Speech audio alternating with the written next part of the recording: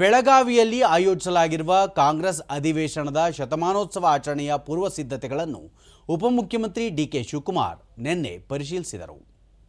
ಟಿಳಕವಾಡಿಯಲ್ಲಿರುವ ವೀರಸೌಧ, ರಾಮತೀರ್ಥ ನಗರದ ಗಂಗಾಧರರಾವ್ ದೇಶಪಾಂಡೆ ಸ್ಮಾರಕ, ಪೋರನವಾಡಿಯ ಗಾಂಧಿ ಭವನಕ್ಕೆ ಭೇಟಿ ನೀಡಿದ ಡಿಕೆ ಶಿವಕುಮಾರ್ ಐತಿಹಾಸಿಕ ಸ್ಮಾರಕಗಳನ್ನು ವೀಕ್ಷಿಸಿದರು. ಈ ವೇಳೆ ಸಚಿವರಾದ ಸತೀಶ್ ಜಾರಕಿಹೊಳಿ, ಲಕ್ಷ್ಮೀ ಹೆಬ್ಬಾಳ್ಕರ್, ಶಾಸಕ ರಾಜು ಸೇಠ್, ಎಐಸಿಸಿ ಕಾರ್ಯದರ್ಶಿ ಅಂಜಲಿ ನಿಂಬಾಳ್ಕರ್ ಮತ್ತಿತರ ಗಣ್ಯರು ಉಪಸ್ಥಿತರಿದ್ದರು.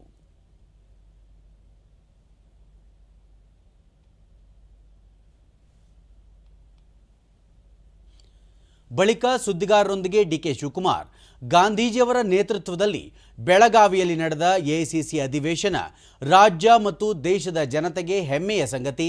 ಅಧಿವೇಶನಕ್ಕೆ ಶತಮಾನ ತುಂಬುತ್ತಿರುವ ಹಿನ್ನೆಲೆಯಲ್ಲಿ ಡಿಸೆಂಬರ್ 25-26ರಂದು ವಿಶೇಷ ಅಧಿವೇಶನ ಹಮ್ಮಿಕೊಳ್ಳಲಾಗಿದೆ.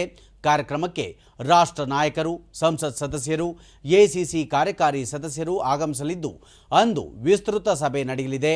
ಬಳಿಕ ಬೃಹತ್ ಸಮಾವೇಶ ಹಮ್ಮಿಕೊಳ್ಳಲಾಗಿದ್ದು ಸ್ಥಳ ಗುರುತಿಸಲು ಪರಿಶೀಲನೆ ನಡೆಸಲಾಗುತ್ತಿದೆ ಎಂದು ಮಾಹಿತಿ ನೀಡಿದರು. ಎಐಸಿಸಿಯ ಅಧಿವೇಶನ 100 ವರ್ಷದಿಂದ ಏನು ನಡೆದಿತ್ತು ಅದನ್ನು ನಾವು ಇಡೀ ವರ್ಷ ಕರ್ನಾಟಕ ಸರ್ಕಾರ ಮತ್ತು ಕಾಂಗ್ರೆಸ್ ಪಕ್ಷ ಎರಡೂ ಸೇರಿ ಇದನ್ನು ಆಚರಣೆ ಮಾಡಲಿಕ್ಕೆ ಗಾಂಧಿ ಭಾರತ ಅನ್ನೋ ಒಂದು ಹೆಸರಿನಲ್ಲಿ ಆಚರಣೆ ಮಾಡಲಿಕ್ಕೆ ನಾವು ಸರ್ಕಾರ ಕಾರ್ಯಕ್ರಮವನ್ನು ರೂಪಿಸಿದೆ. ಈಗ ವಿಧಾನಸೌಧದ ದ್ವಾರದಲ್ಲಿ ಗಾಂಧಿ ಭಾರತದ ಲೋಗೋವನ್ನು ಕೂಡ ಮುಖ್ಯಮಂತ್ರಿಗಳು ಅದನ್ನು ಲಾಂಚ್ ಮಾಡಿದ್ದಾರೆ.